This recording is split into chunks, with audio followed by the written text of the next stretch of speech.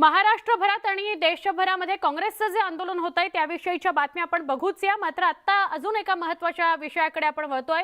Mumbai bank अध्यक्षपदी भाजपचे नेते प्रवीण दरेकर यांची बिनविरोध निवड झालेली आहे, तर उपाध्यक्षपदी राष्ट्रवादी काँग्रेसचे सिद्धार्थ कांबळे यांची निवड झाली आहे। नवं सरकार आल्यानंतर मुंबई बँकेमध्ये सत्तांतर झालंय। 6 महिन्यांपूर्वी दरेकर यांना धक्का देत महाविकास आघाडीने बँक ताब्यात घेतली होती। आता सरकार येताच पुन्हा सत्तांतर झालेला आहे। मुंबई बँक अध्यक्षपदी प्रवीण दरेकर यांची बिनविरोध निवड झालेली आहे। मवियाला धक्का बसलेला आहे। राज्यात सत्तांतरानंतर मुंबई बँकेत सुद्धा बदल झालेले आहेत। 6 महिन्याआधी मवियाने बँक ताब्यात घेतलेली होती। आता पुन्हा मुंबई बँकेच्या अध्यक्षपदी प्रवीण दरेकर यांची बिनविरोध निवड झालेली आहे। शिंदे फडणवीस यांचा सरकार आल्यानंतर मुंबई बँकेतही सत्तांतर झालेलं आहे। आमचे प्रतिनिधी तुषार रुपनवर यांच्याशी सविस्तर बोलूया। तुषार, काय अधिक सांगाल? पुन्हा सत्तांतर झालंय मुंबई बँकेमध्ये। आपण जर पाहिलं असेल सुवर्णा, राज्यामध्ये जे सत्तांतर झालेलं आहे या सत्तांतराचे आपल्याला परिणाम राज्यभरातल्या सहकार क्षेत्रामध्ये उमटताना पाहायला मिळणार आहेत। त्यातला पहिलाच परिणाम म्हणजे आज मुंबई बँकेच्या निवडणुकीमध्ये पुन्हा एकदा 6 महिन्यांनंतर मुंबई बँकेवरती प्रवीण दरेकर यांची बिनविरोध अशी निवड झालेली आहे, तर उपाध्यक्षपदी राष्ट्रवादीचे सिद्धार्थ कांबळे यांची निवड झालेली आहे। यापूर्वी जर आपण पाहिलं असेल तर 21 संचालकांपैकी जवळपास 11 संचालक भाजपाच्या ताब्यात असताना देखील मुंबई बँकेवरती मात्र भाजपाचा झेंडा फडकवता आला नव्हता। अनेक गोष्टी पडद्यामागे घडल्या होत्या। आदित्य ठाकरे, मिलिंद नार्वेकर, अजित पवार यांच्या अनेक भेटीमध्ये वेगळं राजकारण ठरलं होतं आणि मुंबई बँकेमधून भाजपाला दूर करण्यामध्ये महाविकास आघाडीला यश मिळालं होतं।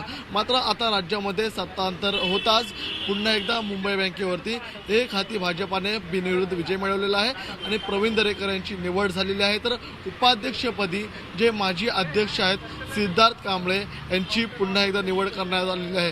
कोणतंही मतदान प्रक्रिया झालेली नाहीये, फक्त या ठिकाणी बिनविरोध अशी ही निवड झालेली आहे। यापूर्वी जर आपण पाहिलं असेल तर मतदान प्रक्रिया झाली होती। या मतदान प्रक्रियेमध्ये प्रवीण दरेकर यांचा पराभव झाला होता, तर दुसरीकडे प्रसाद लाड उपाध्यक्ष पदाच्या निवडणुकीमध्ये 2 मताने पराभूत झाले होते। मात्र आता 6 महिन्यानंतर राज्यामध्ये जे सत्तांतर झालेलं आहे, महाविकास आघाडी सरकार गेलेलं आहे, शिंदे फडणवीस सरकार आलेलं आहे। त्यामुळे आता महाराष्ट्रामध्ये जे काही सहकार क्षेत्र आहेत प्रामुख्याने या सहकार क्षेत्रामध्ये ह्याचे परिणाम आपल्याला आता उमटताना पाहायला मिळतात। प्रत्येक राज्यामध्ये जेव्हा सत्ता असते त्याचा परिणाम आपल्याला सहकार क्षेत्रामध्ये उमटताना पाहायला मिळत असतो आणि आज हा पहिला इम्पॅक्ट आपल्याला उमटताना पाहायला मिळतोय आणि मुंबई बँकेवरती भाजपाची 6 महिन्यानंतर पुन्हा एकदा निर्विवाद अशी सत्ता आल्याचं पाहायला मिळतंय आणि मुंबई बँकेमध्ये निवडणुकांदरम्यान त्यावेळची असलेली परिस्थिती, त्यावेळचं सरकार आणि निवडून येऊ शकले नव्हते प्रवीण दरेकर, हे वास्तव आता 6 महिन्यांनंतर सरकार बदललेलं आहे आणि विशेष म्हणजे प्रवीण दरेकर यांची बिनविरोध निवड झालेली आहे। या सगळ्या घडामोडींकडे कसं बघावं लागेल? सुवर्ण, आपण जर पाहिलं असेल तर 6 महिन्यांपूर्वी जेव्हा मुंबई बँकेची निवडणूक झाली होती, या मुंबई बँकेच्या निवडणुकांमध्ये 21 संचालकांपैकी जवळपास 11 संचालक हे आपल्याला भाजपाकडे होते। त्यामुळे प्रवीण दरेकर यांना असं वाटत होतं की आपला विजय हा निश्चित आहे, आपला विजय हा होऊ शकतो।